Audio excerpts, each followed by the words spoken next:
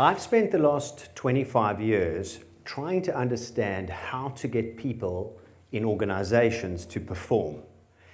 What are the things that we can do to create, in particular, extraordinary performance and outcomes that really are highly competitive in the world of work today? What I've discovered is that a lot of the fundamental assumptions that many of us hold are flawed. Let me begin with a story that happened to me when I tried to contact a call center about 12 years ago. I was trying to get onto my online banking, and back then you needed a code to come through on your mobile phone to plug in to get to your profile. I had a BlackBerry, and I don't know if any of you had BlackBerries, but an important point of the story is that it takes about the time it takes to grow corn to reboot a BlackBerry. Okay. Anyway, the code wasn't coming through, so Sunday afternoon, 3 o'clock, summer's day, I'm thinking, I have got to phone the call center. You know that feeling when you have to make the call? I ring up the banking call center, and within a couple of rings, a young woman answers, asks me a few security questions, and says, how can I help? I explain the situation to her, and she says the following. She says, Dr. Kahn, what I've found is that if I switch my mobile phone on and off, it re-registers with the cell phone tower, and the text message comes through. I'll tell you what, since I'm on your profile right now, how about you turn that BlackBerry on and off for rebooting, give me the payments you want to make on your profile, and I'll race Vodafone. I thought to myself, okay. She says, ready, steady, go. Press the thing, go through the payments, remembering it's a BlackBerry, so she had a bit more time than today. After a few more payments, she overhears, doo, doo, doo, doo, and she shouts out, I won, I won. Anything else I can do for you today? I say, no, thank you. Have a lovely Sunday. I put down the phone. I thought to myself, what just happened? Was that a call center I just rang on a Sunday afternoon to get a text message? It just was extraordinary, the experience I had. About 10 years later, here in London, I need to change my tariff on my energy supplier. Another call center, I've got a phone. I call up, having received in the post all the statements associated with the different tariffs, like 2-3 page document. I read it, still didn't really make a lot of sense to me, so I phoned up. Similarly, speak to a young woman. She asked me what I need, I explain the situation, and then she begins to read, it seems to me she's reading, the document with the tariffs that I'd received in the post. Politely, I wait a moment, and then when I see this is really going on now, I interrupt her, and I say, look, I'm sorry, but I have read this because it came in the post. I'm trying to understand the history of my usage and how it might project forward and which of these tariffs I could use. There's a silence, and then she begins rereading the tariffs. Needless to say, by the end of the call, I didn't have my answer, and I realized it was not forthcoming, and I put down the phone. That was not a race Vodafone experience. Now here's the question. Is the woman that said, I'll race Vodafone, quite talented? And the woman that kept rereading the document, not so much. Is that really the answer? And this has occupied me and does occupy me every day. Because what I'm wondering about is, what if I swap them around? What if I got the race Vodafone woman to work in the energy supplier call center? Would she still race Vodafone? And similarly, what if I took the person that was rereading those things and put her in the banking call center? Would she start racing Vodafone? Because the question is more important than we like to think. One of the flaws that I referred to when I opened, that I've seen in answering the question, what makes people truly perform and do amazing things, like race mobile phone operators on a Sunday afternoon. One of the important questions there is it about finding talented people? Because if you look at what we do in selecting, firstly sourcing, then selecting people in the world of work, similarly in the schooling system, we are looking for these brilliant people. And the dream is that if we find these people, we can just put them inside the organization and we'll get these incredible outcomes. But it turns out that that's not entirely true. I mean, take, for example, recruitment practices. Did you know that profiling, psychometric profiling, as a mechanism to identify very talented human beings to put into your organization. Did you know that the research on that shows that there is almost no correlation, and mostly the research shows no correlation in terms of predicting performance based on those profiles? And yet this is a multi-billion-dollar industry. And what about this? How about leadership development? The idea that you can take people from your organization and put them on a kind of learning program to be better leaders and managers, and then they come back into your organization after a week or a couple of days as a group, and they will perform better. Did you know that Stanford did a huge study in 2016, looked at 30 years of leadership development programs, and what do you think they discovered was the link between those programs and an increase in the performance of leaders? 0. And yet we're carrying on. We're carrying on looking for these amazing individuals to recruit and put in our companies. And then when inside our organizations, we try and find the special people and put them on special programs to deliver these incredible outcomes. Something isn't right.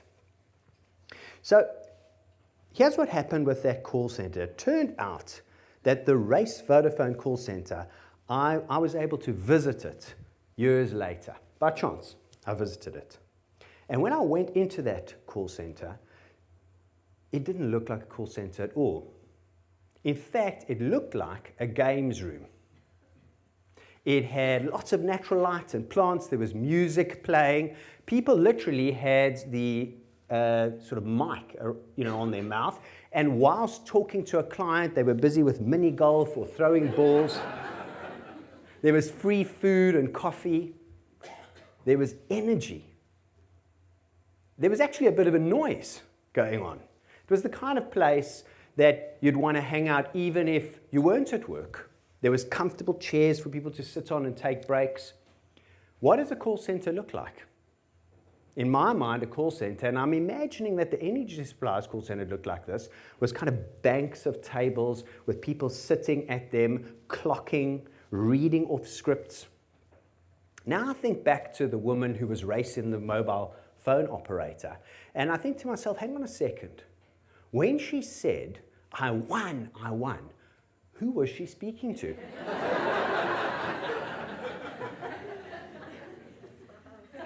I mean, yes, she was speaking to me, right? But I think she was shouting it out to the colleagues. I won. She was speaking to the context that she was in. That's what elicited that behavior. What about the idea of racing the mobile phone operator itself? I mean, do you think that she was trained in the training program to be a call center agent? Scenario 2, when someone phones in without the text message, say, I'll race Vodafone. Clearly not. It came from her. She invented that. So I became very, very interested in this idea that the context that we put people in is a lot more important in terms of the outcomes we want than we have ever imagined was the case. We have been very, very individually focused. We've thought to ourselves that what makes incredible outcomes or incredible exam results is this individual brilliance inside the skin of an individual. And we've occupied ourselves a lot less with being concerned with the conditions around which ordinary people perform extraordinarily. Because it turns out that that call center agent who initially, when I put down the phone many years ago, I thought, wow, that's talent. You know this idea of talent? Turns out actually that she may well have been rather ordinary. And you know how I know that? Because there were about 100 people employed in this call center, and they were all racing Vodacom in one way or another. And my guess is that they were actually just regular, ordinary human beings like you and I, but they had been placed in a rather unusual environment, and that was giving rise to their behavior. And here I want to introduce a principle. This is the key, if you like, flaw around which we make these errors. When we think about a living environment, we have to think differently to that of a machine-like environment. And we've been using industrial models to understand human delivery, performance, and experience. If you treat people like machines, you will get machine-like behavior, and they will just reread the document. But if you think about what the rules are that human beings, that living systems use to produce outcomes, something extraordinary occurs. And what is the first, and in my opinion, the most important principle? That is freedom. It turns out that each of you is alive and you have your own mind. I know some of us might disagree with that, with the odd person we meet, but it's actually true. The difference between you and a machine is that you interpret your world. You have a dream for your life. You don't have a strategy document for your life that you keep in a drawer. Well, hold on. Maybe the odd person does. But most human beings have a dream for their life that they are active in scripting. And when they go into an environment, and that environment gives them the freedom to engage with who they are and to choose how to interact, that gives the opportunity for extraordinary things to happen. Now, think about this. The relationship between freedom to operate and management control, right? These are inversely related. The greater the control that you apply to human beings, what happens to their freedom to operate? It goes down. And similarly in the other direction. What about for machines or robots? How does this principle apply? Well, it just doesn't apply at all. There is no freedom to operate for a machine. In fact, for a machine, the more that you can control it, the better it performs. The more instruction it has, the more it plays out. Whereas for human beings, it's the other way around. So the reason that the woman in the energy supplying call center could not and did not produce a result for me as a client phoning in wasn't because she wasn't super talented. It was because the conditions she was in gave rise to the constraints. And one imagines just how much control there was over her compared to the other person in this open and free environment, who probably was trained in the following. When someone calls in, engage with them using your own discretion. Think about what relationship you can create. And this gives someone permission to do unusual things. Let's use a metaphor. I'm often asked, and it's kind of core to my daily task, to address problems in organizations where the fish are not swimming around in the tank and they lack luster. The metaphor of the fish. And the CEO or the headmaster will say, I don't know what to do. I need the fish to perform better. What should we do? Now, most of the time, what's recommended is, what you do is you take the fish out. Now, you can take them one at a time, or you can take them in groups, and you clean them, and you teach them some new tricks, and you give them a little holiday, and you share the wisdom of the ages with them. Maybe they tell personal stories about who they really are and connect with each other. And then after a short time, you put them back in the fish tank and they will go much better. They will swim around, and that's how you'll increase the performance. And what's been happening is for many decades, we've been spending huge amounts of resources taking the fish out and doing this process and putting them back. And what's been happening? Within a couple of days, the fish start doing this. And you know why that is? Because nobody is checking if the water is contaminated. Because it's the water in the fish tank that actually gives rise to the fish being able to perform. And you can take a fish out and teach them at an individual level as many tricks as you like and fix their health as whatever, in any way you like. But when they go back in that fish tank, within a couple of days, they start to fall over again.